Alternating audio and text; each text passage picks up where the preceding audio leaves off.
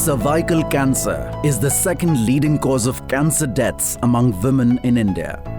Every year, about 1 lakh women in the country fall prey to this disease. Therefore, every day research is being done to find new ways to treat this rapidly spreading deadly disease.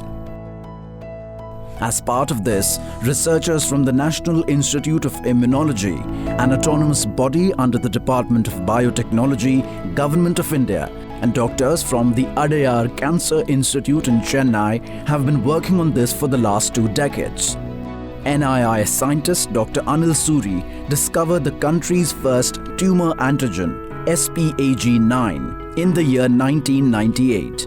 Since then, this immunotherapy was being tested by the Cancer Institute. Recently, a trademark, SPAG9, has been approved for this antigen. This tumour antigen is being used in dendritic cell-based immunotherapy to treat cervical and ovarian cancers and will soon be used to treat breast cancer as well. We discovered this molecule way back in 1998, and we called this molecule as a SPAG9. And at that time, the first option was to actually get through validation in different types of cancer. And I had a collaboration with the Cancer Institute Adayar as well with Dr. T. Rajkumar, who is MD, DM and PhD as well in medical oncology, and is professor and head in the medical oncology. He is the one who is actually conducting these trials in cervical cancer, in ovarian cancer, along with the molecule that we discovered. So the next step in the journey was to protect it all, right, because this is Govt of India funded Ministry of Science and Technology through Department of Biotechnology. This cancer research program is supported. So we had to protect all the rights and make patents available so that we can one day bring all this research to a platform where we can actually outsource or commercialize eventually. Cancer immunotherapy is a new method that harnesses the body's intrinsic ability to fight cancer. This involves either boosting the body's immune system or training the T cells to identify and kill cancer cells that develop in large numbers. Thus, patients with the SPAG9 protein can be treated with a dendritic cell-based vaccine approach.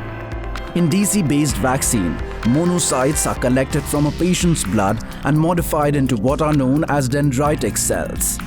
These dendritic cells are primed with SPAG9, which is now known as SPAG9, and are injected back into the patient to help the fighter or T cells in the body to kill the cancer cells.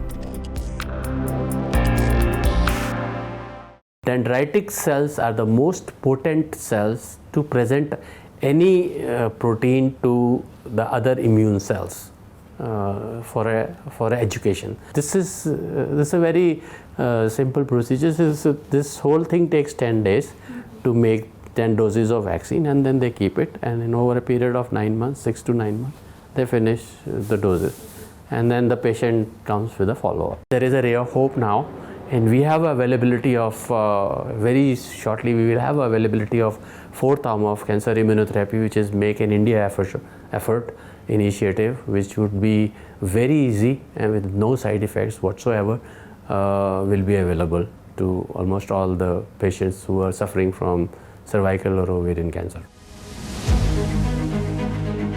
Developed under the Cancer Research Program funded by the Department of Biotechnology, Govt of India, this method is safe and inexpensive.